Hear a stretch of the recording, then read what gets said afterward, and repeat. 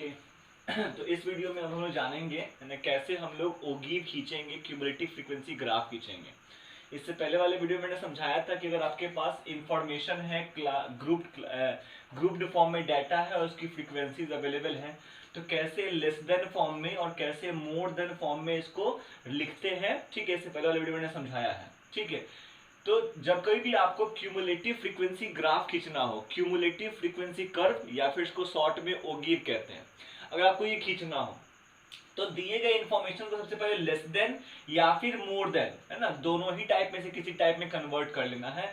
वो क्वेश्चन में बोल देता है कि आपको किस तरह का ओगीव खींचना है। ठीक है, ड्रॉ मोर देन टाइप ओगीव, तो आपको मोर देन वाले में कन्वर्ट करना होगा। ड्रॉ लेस देन टाइप ओगीव, तो आपको लेस देन वाले में कन्वर्ट कर देना होगा। ठीक है, और अगर सीधे कभी कभी बोलेगा find out the median by graphical method, किसी है ना इंफॉर्मेशन का निकालना है मीडियन बाय ग्राफिकल मेथड।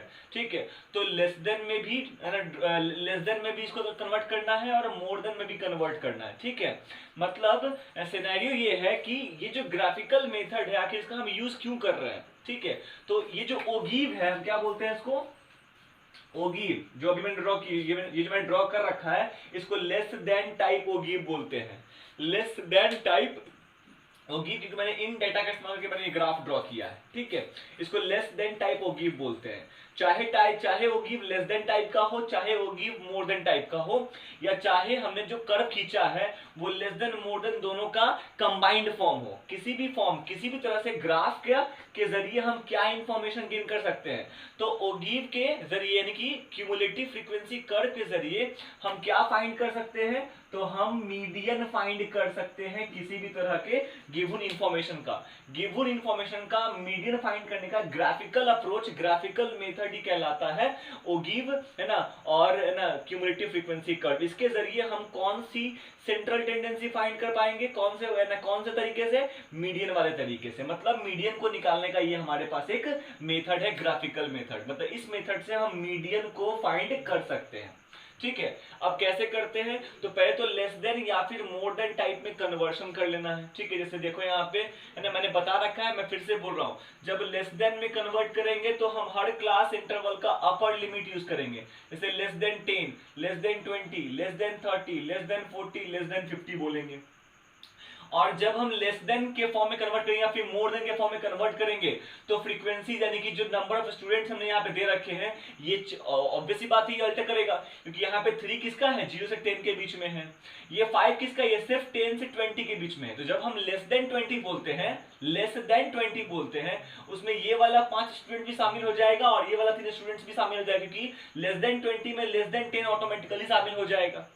जब हम बोलते हैं तो इसको फील करना है। ठीक है, जब लेस देन 20 बोल रहे हैं इसका मतलब क्या, लेस देन 20 में है ना 20 से कम जितने हैं सब शामिल हो जाएंगे। इसलिए देखो है ना, लेस देन 10 में 3 है तो यहाँ पे 3 रख दिया, क्योंकि 0 से 10 के बीच में 3 ही स्टूडेंट्स हैं। लेकिन जब हम लेस देन 20, जब हम यहाँ पे लेस देन 20 बोल रहे हैं तो मैंने यहाँ पे 5 नहीं, मैंने यहाँ पे 8 लिखा है। क्यों, क्योंकि जब लेस देन 20 बोल रहे हैं तो 20 से कम जितने हैं सब आ जाएंगे। तो ये 5 बच्चे भी आ जाएंगे और ये 3 बच्चे भी आ जाएंगे, तो कुल मिला के 8 बच्चे हो गए। वैसे लेस देन 30 में 30 से कम जितने हैं, यानी कि ये और ये सब के सब क्या हो जाएगा, ऐड होके आ जाएगा, लिख जाएगा, है ना। तो इससे पहले वीडियो मैंने समझाया इसके बारे में अच्छे से। ठीक है, क्लियर है। वैसे अगर मोर देन है ना, तो जब मोर देन में कन्वर्ट करते हैं तो हमेशा हर क्लास इंटरवल का लोअर लिमिट लेते हैं। जैसे more than 0, more than 10, more than 20, more than 30 और मोर देन 40 ले लिया। फिर जब मोर देन 0 बोल रहे हैं, मतलब हम इन सब की बात कर रहे हैं, तो हमने इन सब को जोड़ लिया। अगर मोर देन 10 बोल रहे हैं, मोर देन 10, तो हम सिर्फ इनकी बात कर रहे हैं, 10 से ऊपर वाली की बात कर रहे हैं, 10 से नीचे वाले की बात नहीं कर रहे हैं। तो इसको जोड़ के लिखेंगे। अगर हम मोर देन 20 बोलते हैं, मोर देन 20, तो मतलब 20 से नीचे जो है उसकी बात नहीं हो रही है, तो 20 से लेके आगे जहां तक है वहां तक जोड़ देंगे, उसको लिख देंगे। आई थिंक ये बात समझ में आ रही होगी। इस तरीके से मोर देन और लेस देन में हमने कन्वर्ट कर लिया अपने डाटा को।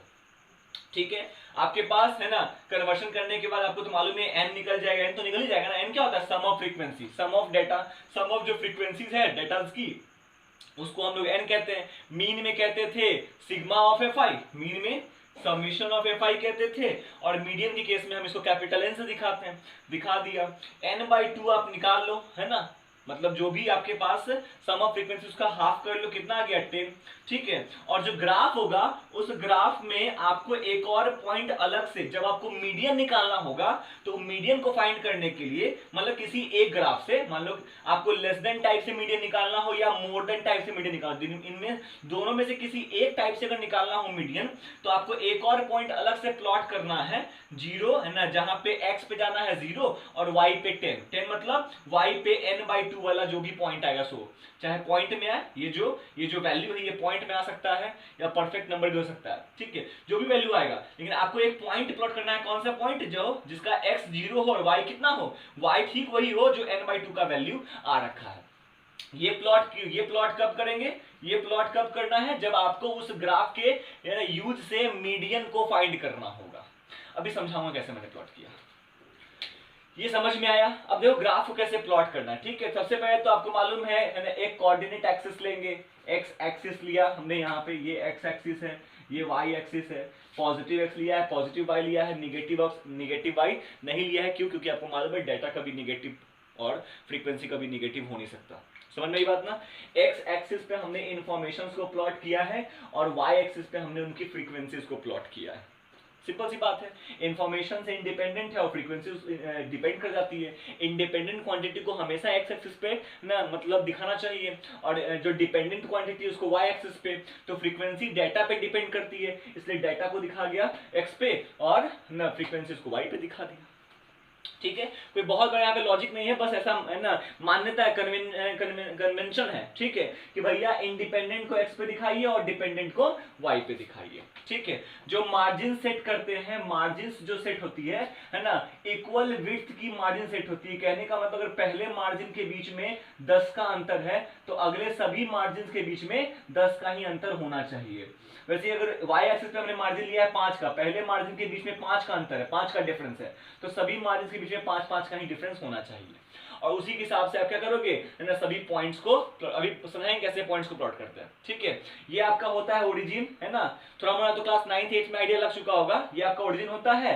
ओरिजिन से पहले अगर किसी पॉइंट को प्लॉट करना है तो हर पॉइंट का अपना कोई होता है एक्स कोऑर्डिनेट, फिर होता है वाई कोऑर्डिनेट। तो पहले एक्स पे ट्रैवल करते हैं, फिर एक्स पे जहां रुके वहीं से वाई पे ट्रैवल करते हैं और लास्टली जहां रुकते हैं वो हमारा पॉइंट हो जाता है। समझ पा रहे हैं, ठीक है।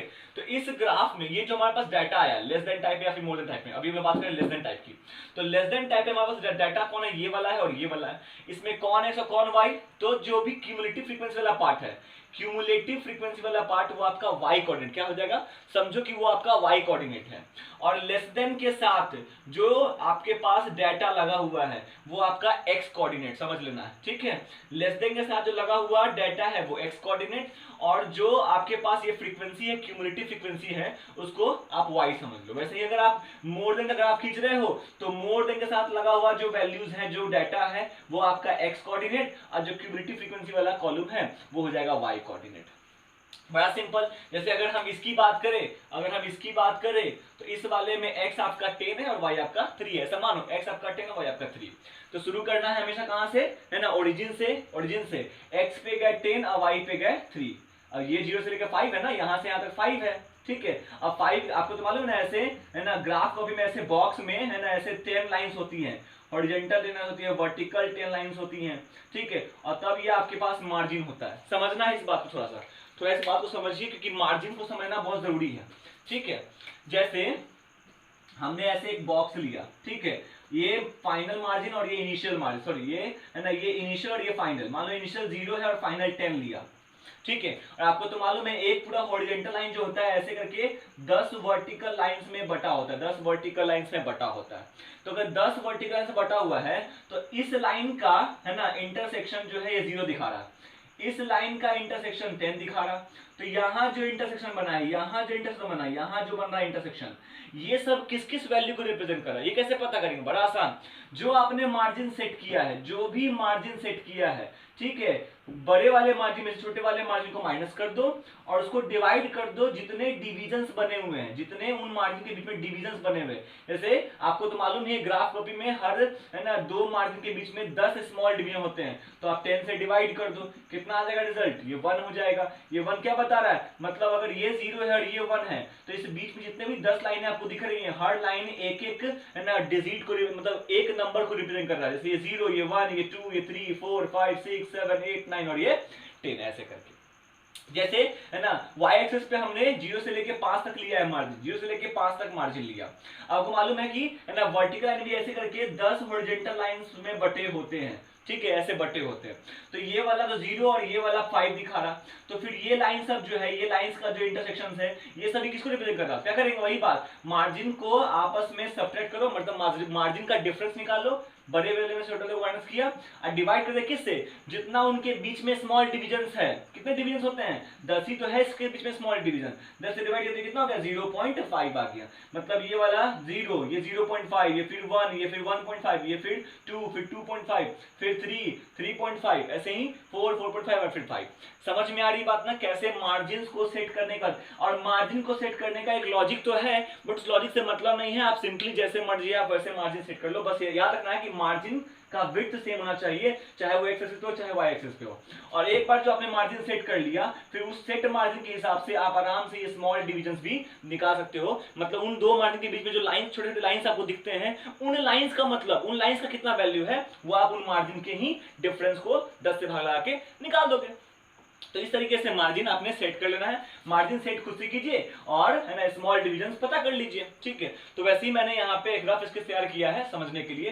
x पे का है ना, x पे 10 और y पे 3, तो x पे ऐसे क्या 10 और y पे 3, तो 0 से 5 है ना, ये 5 है, तो 5 से नीचे कहीं ना कहीं 3 आएगा, तो यहाँ 3 आ गया, है ना। x पे 10 गया, y पे 3, और ये हमारे पास एक पॉइंट, इसका नाम देंगे ऐसे a लिखेंगे, x पे 10 गया है, y पे 3, ऐसे लिख देंगे, मेंशन करेंगे।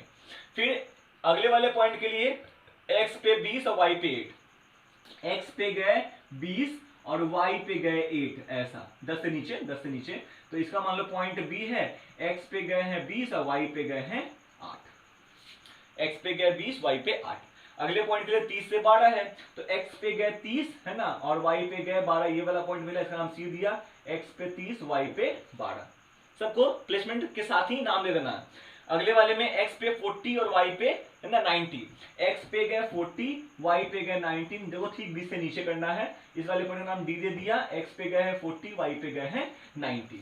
सारे पॉइंट्स को प्लॉट करते चले जाओ, और लास्ट में x पे 50, y पे 20, x पे 50, y पे 20, ये नाम दे दिया e, x पे 50 और y पे 20, ठीक है। फिर पॉइंट से पॉइंट है ना, दो पॉइंट्स को एक बार मिलाना है, एक बार में दो ही पॉइंट्स मिलाने हैं, सारे पॉइंट्स नहीं, एक बार में दो पॉइंट्स मिलाया, फिर अगले दो को मिलाया, फिर अगले दो को मिलाया, फिर अगले दो को मिलाया। इस तरीके से आपको एक कर्व मिल जाएगा। कर्व का मतलब टेढ़ी मेढ़ी लाइन, कर्व का मतलब क्या होता है, टेढ़ी मेढ़ी लाइन। तो आपको एक कर्व मिल जाएगा, ठीक है। और चूंकि ये कर्व कैसे आया है, डाटा के क्यूमुलेटिव फ्रीक्वेंसी, डाटा के क्यूमुलेटिव फ्रीक्वेंसी का आया है, इसलिए इसको क्यूमुलेटिव फ्रीक्वेंसी कर्व भी कहा जाता है, और शॉर्ट में इसको ओगीव कहा जाता है ना। क्योंकि लेस देन टाइप से खींचे हैं इसलिए लेस देन ओगीव है। अच्छी बात क्या है पकड़ने में, कि अगर लेस देन से खींचोगे तो ग्राफ आपको ऐसे चढ़ता हुआ दिखेगा, ठीक है, ऐसे चढ़ रहा है ऊपर की तरफ। अगर यही खींचता मोर देन से तो ग्राफ आपको डाउन होता हुआ दिखेगा। समझ पा रहे हैं, ठीक है, क्लियर है। अब अगर इस ग्राफ को खींचने के बाद हमको निकालना मीडियन, जो कि पूछेगा, मीडियन तो पूछेगा, मीडियन निकालना है, क्या करेंगे, मैंने क्या बताया, ये एक और पॉइंट प्लॉट करो आप, कौन सा, x पे 0, x पे हमेशा 0, और y पे कितना, जो भी n है, मतलब सम ऑफ फ्रीक्वेंसी टोटल है, टोटल सम ऑफ फ्रीक्वेंसी जो है, ठीक है। लेस देन वाले में सम ऑफ फ्रीक्वेंसी लास्ट में दिखता है, मोर देन वाले में सम ऑफ फ्रीक्वेंसी सबसे पहले दिखता है, ठीक है। तो जो भी n है उसका हाफ करो, और है ना x0 और y पे वो वाला वैल्यू लेके प्लॉटिंग कर दो। तो x पे 0 मतलब x पे कहीं नहीं, अब y पे 10, तो y पे गए 10, यहां प्लॉटिंग कर दिए, ये इसका नाम हो गया मान लीजिए f, x पे गए 0, y पे गए 10, प्लॉटिंग कर दिया। जैसे ही प्लॉट कर दोगे ये वाला पॉइंट आप, है ना, वहां से डाल दो परपेंडिकुलर ग्राफ के ऊपर, डाल दिया परपेंडिकुलर ग्राफ के ऊपर, कहीं ग्राफ काटेगा, फिर उस है ना जहां भी काटा फिर वहां से डाल दो perpendicular vertically on the x axis, और फाइनली एक्स एक्सिस को जहां पे काटेगा, है ना, वहां पे कोई ना कोई वैल्यू तो होगा, वही वैल्यू, जैसे यहाँ पे 20 है ना और 30 के बीच में मान लो ये 22 होगा, मान लो 22, जैसे ये वाला पॉइंट हमने लिख रखा है, मान लो ये वाला पॉइंट क्या है 22 और 0, क्योंकि एक्स एक्सिस पे तो 0 ही होगा, है ना, y 0 होगा, x तो 22 हो गया, ठीक है। तो जहां पे x एक्सिस को काटा है वो वैल्यू क्या हो जाएगा आपका, मीडियन, क्या हो जाएगा, वो वैल्यू आपका मीडियन हो जाएगा। कुछ इस तरीके से हम लोग ग्राफ को खींच के मीडियन को फाइंड करते हैं।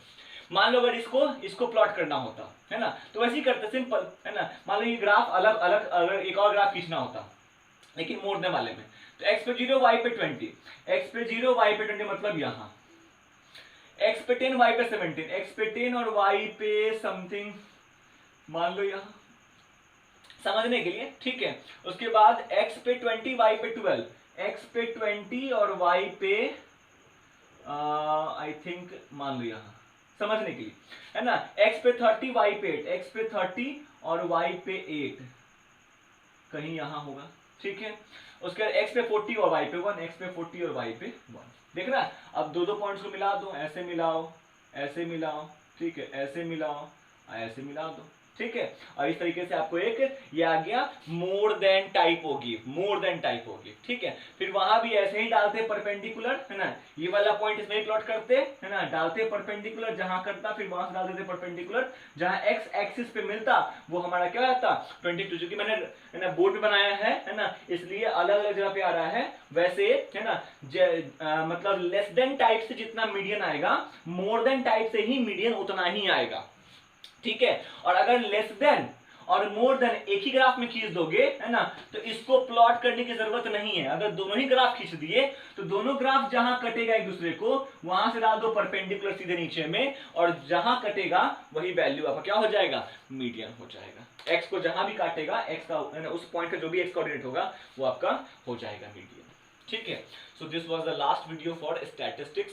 स्टैटिस्टिक्स अब खत्म हो गया, ठीक है। अब हम लोग बात करेंगे ट्रिगोनोमेट्री के ऊपर, थोड़ा सा डिस्कशन करेंगे, ठीक है। और लीनियर इक्वेशंस की भी बहुत सारी चीजें बाकी हैं अभी, है ना, उसमें तो कुछ हुआ नहीं है, बट धीरे धीरे विल टॉक अबाउट। तो आई थिंक ये बात समझ में आ गई होगी ओगीव के बारे में। ओगीव, है ना, मेनली हम लोग मीडियन को फाइंड करने के लिए खींचते हैं। Thank you.